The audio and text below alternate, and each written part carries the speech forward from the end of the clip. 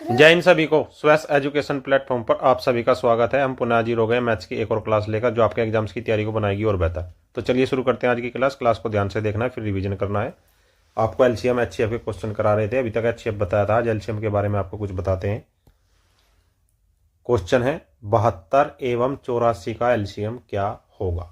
LCM होता क्या है? एलसीएम होता क्या है आपको पहले ये पता होना चाहिए कि एलसीएम होता क्या है। उसके लिए क्या करेंगे, एलसीएम अर्थात लीस्ट कॉमन फैक्टर, लघुत्तम समापवर्तक। क्या है? लघुत्तम समापवर्तक। इसमें करना क्या है आपको, इसकी जो डेफिनेशन होगी वो क्या होगी, वह छोटी से छोटी संख्या, क्या? वह छोटी से छोटी संख्या, कौन? वह छोटी से छोटी संख्या जो क्या है, जो दी गई संख्याओं से, किससे?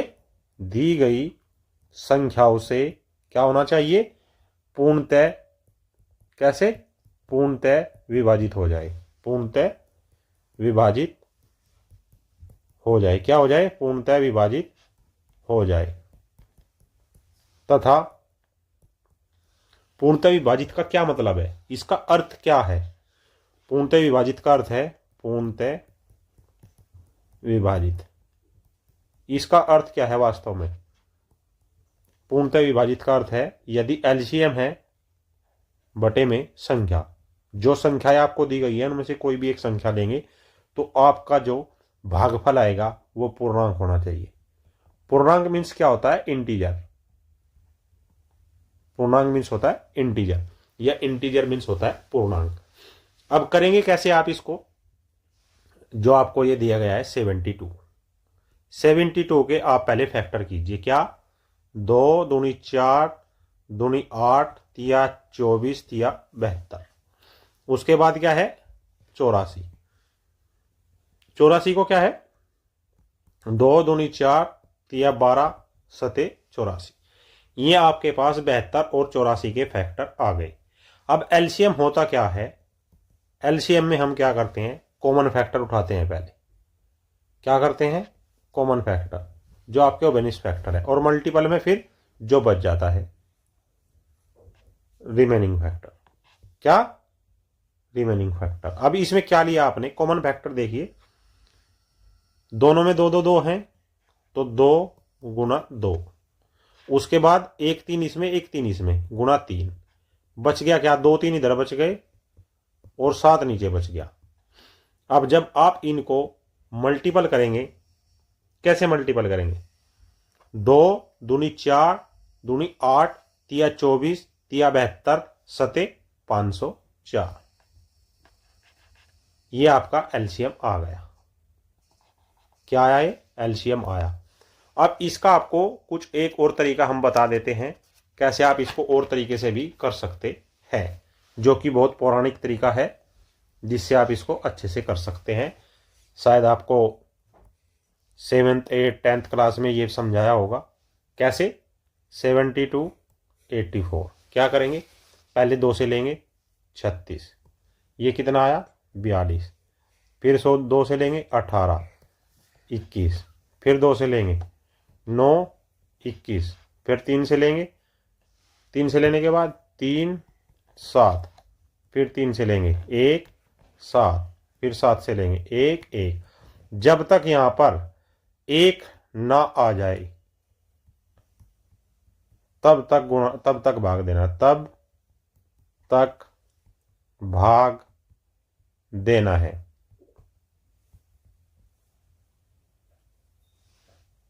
एलसीएम क्या हो गया? ये जितने भी फैक्टर है इनकी गुना, 2 गुना 2 गुना 2 गुना 3 गुना 3 गुना 7। 2 दूनी 4 दूनी 8 या 24 ती 72 सत्ते 504। इस प्रकार से आपका आ गया। या फिर इसका कुछ और इंपॉर्टेंट मेथड भी हो सकता है, वो आपको आगे के प्रश्नों में हम बताएंगे। चलिए नेक्स्ट प्रश्न पर चलते हैं। 20, 25, 30 एवं 40 का एलसीएम क्या होगा। क्या करेंगे, पहले आप 20 लेंगे। 20 में क्या बताया था, जैसे ही जीरो दिखे 2 गुना 5 और 1 2। फिर क्या है 25, 25 को 5 गुना 5। फिर क्या है 30, जैसे ही आपको जीरो दिखे 2 गुना 5 और बच गया 3। फिर आ गया 40, जैसे ही जीरो दिखे 2 गुना 5 बच गया 4, 2 गुना 2। तो एलसीएम क्या होगा। एलसीएम के लिए आपको पहले कॉमन फैक्टर लेना है। कॉमन फैक्टर तो इसमें है ही नहीं। क्या है सब में कॉमन, सब में कॉमन 5 है। 1 5 1 5 1 5 1 5, तो 5 लिख लीजिए। उसके बाद जो बच गए वो सारे, जो बच गए सारे क्या, 3 बच गया। इसमें 1 2 2 3, 1 2 3, 3 2 है, बस आपका आ गया। नहीं, कैसे आ गया, अभी तो एक 5 और बचा है, इसको कहाँ ले जाओगे आप, भूलना नहीं है। अब कर दो इसको, 5 दिया 15 दूनी 30 दूनी 60 दूनी 120 और 12 पंजे 60 अर्थात 600। 600 इज योर राइट आंसर। अब 20 के गुणनखंड होंगे 2 गुना 5 गुना 2, या इसको फिर 2 गुना 2 गुना 5 भी लिख सकते हैं। 2 दूनी 4 पंजे 20। 25 को तो 5 गुना 5 लिखेंगे, 5 पंजे 25। 30 को क्या लिख सकते हैं, 2 तिया 6 पंजे 30, 2 तिया 6 पंजे 30। उसके बाद 40 को क्या लिख सकते हैं, 2 दूनी 4 दूनी 8 पंजे 40। अब यहां से क्या लिया कॉमन फैक्टर आपने, 2। उसके बाद 2 नहीं है, उसके बाद 5 लिया। अब उसके बाद दूसरा 5 कहां से आया, दूसरा 5 यहां से आएगा ना, ये इसको कहां भूलोगे आप। तो इस प्रकार से आप इसको कर सकते हो। आई बात आपकी समझ में। नेक्स्ट क्वेश्चन पर चलिए। नेक्स्ट क्वेश्चन क्या है, कितना आंसर है आपका, 600। Option number 2 is right answer. Next 126, 36 और 40, इन तीन का आपको एलसीएम लेना है। अब इनमें आप क्या कर सकते हैं, देखिए, या तो आप फैक्टर कर लीजिए। 36 को क्या लिखेंगे, 2 दूनी 4 नाम 36, बस यहीं रुक जाइए। यदि आपको शॉर्ट मेथड करना है तो हर प्रकार से क्वेश्चन पे आंखें गड़ाए रहना है। बाज की तरह आपकी नजर होनी चाहिए। जैसे ही शिकार दिख के झपटा मार दिएगी। जैसे ही इसमें 9 आया तो 9 से क्या करेंगे आप, 9 की विभाज्यता का नियम पता है आपको। 9 की विभाज्यता के नियम से हमने यहां 9 की विभाज्यता का नियम क्यों लेकर आए, क्योंकि यदि किसी संख्या में 9 है तो इससे यह बात साबित होती है कि आंसर दिए गए आंसरों में से कोई भी एक 9 से विभाजित होना चाहिए। अगर कोई दो ऑप्शन 9 से विभाजित होंगे तो उसको बाद में सोचेंगे, पहले हम इसको लगाकर देखते हैं। पहला ऑप्शन है आपका 2220। 9 की विभाज्यता का नियम क्या है, जिस संख्या के अंकों का योग 9 से विभाजित होगा वही संख्या 9 से विभाजित होगी। 2220 में यदि आप अंकों को जोड़ोगे तो 2 जमा 2 जमा 2 जमा 0 बराबर 6, जो कि 9 से विभाजित नहीं होता है। अतः ऑप्शन नंबर 1 इसका उत्तर नहीं होगा। ऑप्शन नंबर 2, ऑप्शन नंबर 2 दिया गया है 2020। 2020 के अंकों का योग होगा 2 जमा 0 जमा 2 जमा 0 बराबर 4, जो कि 9 से पूर्णतः विभाजित नहीं होता है। अतः ऑप्शन नंबर 2 भी इसका आंसर नहीं होगा। उसके बाद आप चलिए ऑप्शन नंबर 3 में 2520। इसके अंकों का योग होगा 2 जमा 5 जमा 2 जमा 0 बराबर 9, जो कि 9 से पूर्णतः विभाजित हो जाता है। अतः आपका ऑप्शन नंबर 3 एक उत्तर हो सकता है। परंतु अभी हमें ऑप्शन नंबर 4 को भी देखना है, क्या वह तो 9 से पूर्णतः विभाजित नहीं हो जाता। ऑप्शन नंबर 4 है 7008, तो इसके अंकों का योग होगा 7 जमा 0 जमा 0 जमा 8 बराबर 15, जो कि 9 से पूर्णतः विभाजित नहीं है। अतः ऑप्शन नंबर 4 भी आपका आंसर नहीं होगा। तो 9 के विभाज्यता के नियम से आंसर इज 2520। क्यों, क्योंकि इसके अंकों का योग 9 से कटता है। एक आपके पास ये तरीका है। दूसरा मेथड क्या है, या तो आप 36 के तो आपने ले लिए, अब 40 के फैक्टर कीजिए। 40 के फैक्टर 2 गुना 5 गुना 2 गुना 2, और फिर 126 के फैक्टर कीजिए। 126 के फैक्टर कैसे, 126 2 6 12 3, और ये 3 21 और ये 3 7, अर्थात 2 गुना 3 गुना 3 गुना 7। अब एलसीएम लीजिए सीधा। एलसीएम में क्या, एक तो 2 कॉमन आ गया, यहाँ से ये 2 गया, ये 2 गया, ये 2 गया, दूसरा 2 आएगा नहीं आएगा, बचे हुए सब लिख दीजिए। अर्थात मैक्सिमम क्या है 2 गुणा 2 मैक्सिमम 3, 3 गुणा 3 ये 5 भी आएगा और ये 7 भी आएगा। अब देख लीजिए इनकी आप गुणा कर लीजिए कैसे होगी कैसे नहीं होगी। आई बात समझ में आपकी। नेक्स्ट 18, 33 एवं 37 का एलसीएम आपको ज्ञात करना है। अब इसमें क्या है 18, 33 व 37 के एलसीएम के लिए क्या करेंगे, बिल्कुल पहले प्रश्न वाला प्रश्न है, इसमें भी आप 18 के जब गुणनखंड करेंगे 2 गुना 3 गुना 3 आएगा, अर्थात उसमें भी 9 है तो 9 की विभाज्यता का नियम लगाएंगे। 9 की विभाज्यता के नियम से कौन सा विकल्प कटता है निकाल कर देखिए। पहला विकल्प नंबर 1 2442 जिसके अंकों का योग होता है 12, 2 जमा 4 जमा 4 जमा 2 बराबर 12 जो कि 9 से विभाजित नहीं होता, ऑप्शन नंबर 1 नहीं होगा। ऑप्शन नंबर 2 1221 जिसके अंकों का योग होगा 1 जमा 2 जमा 2 जमा 1 बराबर 6 जो कि 9 से विभाजित नहीं होगा, अतः ऑप्शन नंबर 2 भी नहीं होगा। ऑप्शन नंबर 3 है 814 जिसके अंकों का योग होगा 8 जमा 1 जमा 4 बराबर 13 जो कि 9 से विभाजित नहीं होगा। उसके बाद आपका जो ऑप्शन नंबर 4 है उसके अंकों का योग होगा 7 जमा 3 जमा 2 जमा 6 अर्थात 18 जो कि 9 से पूर्णतः विभाजित है। अतः नियम से केवल विकल्प 4 7326 9 से पूर्णतः विभाजित है। अतः एलसीएम क्या होगा, LCM is equal to 7326। Next, क्या हमने इसका उत्तर लगा दिया, नहीं लगाया। कितना आया, ऑप्शन नंबर 4। नेक्स्ट, इसमें क्या करना है आपको, 7 की पावर 3, 7 की पावर 4 और 7 की पावर 5 का एलसीएम आपको लेना है। एचसीएफ में हमने क्या बताया था, यदि आधार समान है, आधार समान है और आपको एचसीएफ लेना है तो आधार समान में हम न्यूनतम घात लेते थे, परंतु एलसीएम में क्या करेंगे, एलसीएम में यदि आधार समान है, क्या है, यदि आधार समान है तो हम आधार की सबसे बड़ी घात लेंगे जो दी गई संख्याओं का, किसका, दी गई संख्याओं का एलसीएम होगा। आ रहा है कुछ समझ में। तो सबसे बड़ी बात कौन सी है, संख्या क्या है, 7 की घात 3, 7 की घात 4, 7 की घात 5। तब उपरोक्त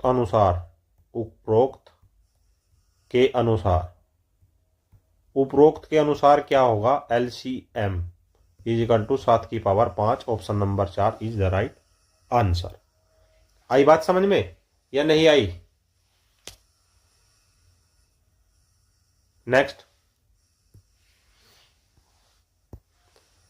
3 की पावर 6, 3 की पावर 9 एवं 3 की पावर 12 का एलसीएम आपको ज्ञात करना है। यहां लिखिए, चूंकि आधार समान है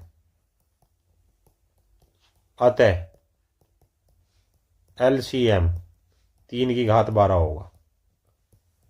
पहले प्रश्न में क्या गया, यदि आधार समान हो तो एलसीएम के हम उच्चतम घात लेते हैं, और यदि आधार समान हो एचसीएफ लेना है तो एचसीएफ के लिए हम न्यूनतम घात लेते हैं। नेक्स्ट, इसका आंसर क्या आ गया, 3 की घात 12। Option number 1 is right answer. Next,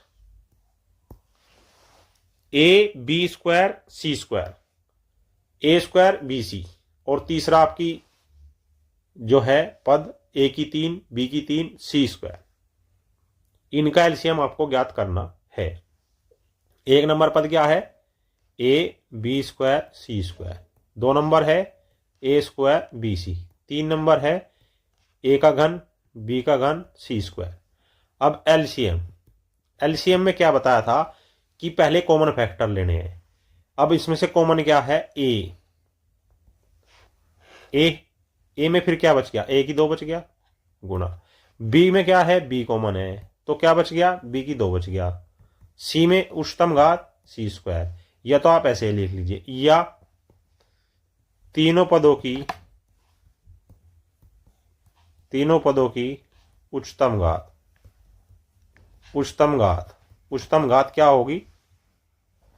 उच्चतम घात में हम ए की 3 बी की 3 और सी की 2। There is your LCM and right answer is option number B is the right answer. आ रही बात समझ में? डरना बिल्कुल नहीं है, हिचकिचाना बिल्कुल नहीं है, जो कुछ बताते जाते हैं उसको समझते जाओ और करते जाओ। नेक्स्ट है पाई एवं 99 का एलसीएम क्या होगा? एचसीएफ में भी आपको ये सवाल आया था और एलसीएम में भी ये सवाल आया है, कई बार आ चुका है। इसको बता देते हैं। चूंकि पाई का मान ज्ञात नहीं है। अब कुछ बच्चे कहेंगे कि सर पाई बराबर तो 3.14 होता है।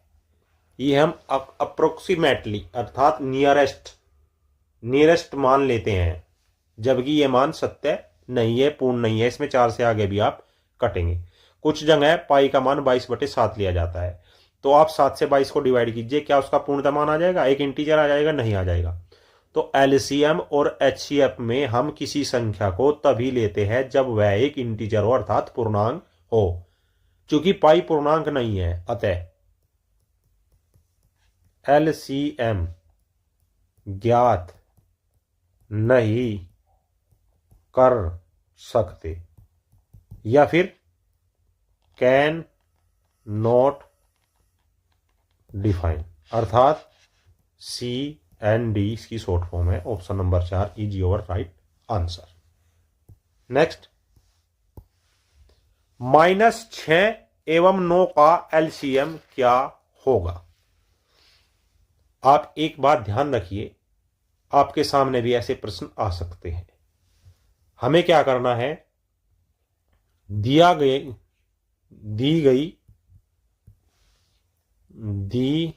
गई संख्या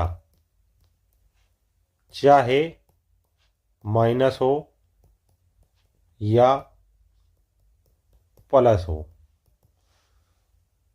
तब भी एलसीएम पॉजिटिव ही होगा, अर्थात एलसीएम हमेशा पॉजिटिव में आएगा। इसलिए क्या करेंगे? तब -6 को +6 लेंगे या उसको व्यवहार में लेंगे। तब 6 और 9 का एलसीएम क्या होगा? 6 के फैक्टर 2 गुना 3, 9 के फैक्टर 3 गुना 3, तो एलसीएम क्या होगा? 2 गुना 3 गुना 3 बराबर 18। Option number 4 is your right answer. इस बात को ध्यान रखेंगे, संख्या चाहे माइनस में दी गई हो चाहे संख्या प्लस में दी गई हो, लेकिन आपका एलसीएम हमेशा पॉजिटिव ही आएगा, अर्थात प्लस में ही आएगा। अतः संख्या को हम एज ए उसकी क्या कैटेगरी है, माइनस है प्लस है, उसको हम हमेशा पॉजिटिव ही लेकर चलेंगे। नेक्स्ट, -16 व 12 का एलसीएम। तो -16 को अभी बताया आपको क्या लेंगे? 16 ट्रीट करेंगे। 16 को क्या होगा? 2 दूनी 4 दूनी 8 दूनी 16। 12 को क्या ट्रीट करेंगे? 2 दूनी 4 तिया 12। तब एलसीएम क्या होगा? 2 गुणा 2 गुणा 2 गुणा 2 गुणा 3, अर्थात 16 × 48। Option number 4 is your right answer. Next, 0.15 या 1.5। 0.18 एवं 0.45 का एलसीएम क्या होगा आपको ज्ञात करना है। अब ऐसे प्रश्नों में क्या करते हैं, पहले हम इन संख्याओं को बिना दशमलव के ट्रीट करेंगे। दी गई संख्याओं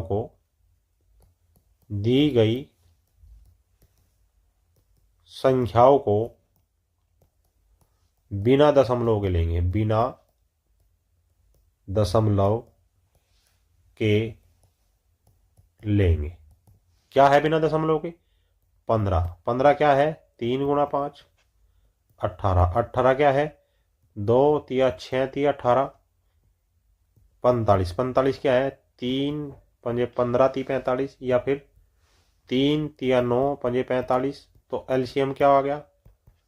2 आ गया, 2 3 आ गए, 1 5 आ गया। 2 तिया 6 तिया 18 पंजे 90। अब 90 आ गया एलसीएम जब इनमें दशमलव नहीं था। सबसे पहले दशमलव के बिना संख्या ले लेंगे, देखेंगे कि कितने अंकों बाद दशमलव है। तब अब दशमलव कितने अंकों बाद है?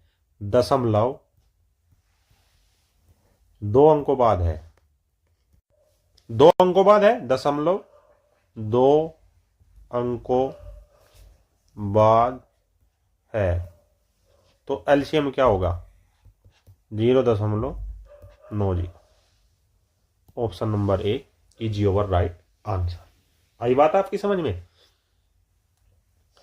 अब इसमें आपको इनको भिन्न फॉर्म में लेना है तो ले लीजिए, नहीं तो जो नेक्स्ट क्वेश्चन है हम उसको भिन्न में ही हमने शायद होगा, देखते हैं। जी हाँ, 30/31 एवं 32/33 का एलसीएम क्या होगा। इसमें क्या करते हैं, दी गई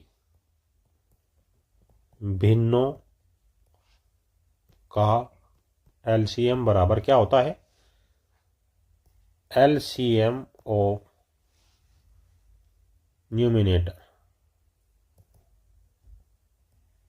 और divide by HCF of denominator, या आप इसको क्या कह सकते हैं? एलसीएम किसका? अंश का, अंशों का। किन अंशों का? जो भिन्न की दी गई है। और एचसीएफ हर होगा। अब इसमें क्या करना है आपको, तो एलसीएम अंशों में क्या है? एलसीएम ऑफ 30 व 32 का, और एचसीएफ 31 और 33 का। अब ऊपर देखिए, ऊपर के एलसीएम में क्या आएगा? 30 को क्या लिख सकते हैं? 2 गुना 15, और 32 को क्या लिख सकते हैं? 2 गुना 16। अर्थात ये तो एलसीएम हो गया 30 और 32 का। और 31 33 का एचसीएफ 1, अर्थात 15 दूनी 30, 16 ती 48। 480/1 बराबर 480 इज योर राइट आंसर। आ रही है बात आपकी समझ में? ये क्या हो गया? ये आपका एलसीएम हो गया किनका? 30/31 और 32/33 का। नेक्स्ट प्रश्न पर चलिए। क्या पूछा गया आपसे? 24/25 एवं 26/27 का एलसीएम। तो क्या करेंगे? एलसीएम बराबर एलसीएम ऑफ 24 एंड 26 बटे एचसीएफ ऑफ 25 एंड 27। तो 24 क्या है? 2 गुना 12, 12 दूनी 24, गुणा इसमें क्या है आपका? 25। 25 और 27 में एचसीएफ। इसमें क्या है? ये 3 का घन है, ये 5 का घन है, तो एचसीएफ इनका कुछ नहीं होगा। ऊपर क्या आया? 2 गुना 12, 13 दूनी 26, अर्थात गुना में 13/1। ये क्या होगा ऊपर? 12 दूनी 24 गुना 13/1, अर्थात 13 चौका 52, 13 दूनी 26 और 5 31/1, 312। Answer option number 1 is the right answer. Next, 21/22 तथा या एवं 23/24 का एलसीएम। तो एलसीएम क्या होगा? एलसीएम बराबर LCM of 21 and 23 divide by HCF of 22 and 24। 21 और 23 का क्या करेंगे, एलसीएम लेना है। तो 21 और 23 में कोई भी कॉमन फैक्टर नहीं है तो ऐसे ही लिखेंगे। लेकिन 22 और 24 का एचसीएफ क्या होगा, 2 होगा। 11 दूनी 22, 8 तिया 24, यानी कि 12 दूनी 24। तब 23 और 21 की जो गुना होगी, 23 ही कम 23 और 23 दूनी 46 और 2 48/2। क्या 483/2 कहीं दिया गया है ऑप्शन में? Option number 4 is your right answer. Next, 27/28 एवं 29/30 का एलसीएम क्या होगा, यह आपको बताना है। तो एलसीएम इज इक्वल टू क्या करना है, न्यूमिनेटर का एलसीएम ऑफ 27 एंड 29 और बटे में एचसीएफ ऑफ 28 एंड 30। तो 27 और 29 में क्या होगा बताइए, एलसीएम कैसे निकालेंगे? एलसीएम होगा आपका 27 गुना 29, क्योंकि 29 और 27 में कोई भी कॉमन फैक्टर नहीं है। लेकिन 28 और 30, 14 दूनी 28, 15 दूनी 30, एचसीएफ आ गया आपका 2।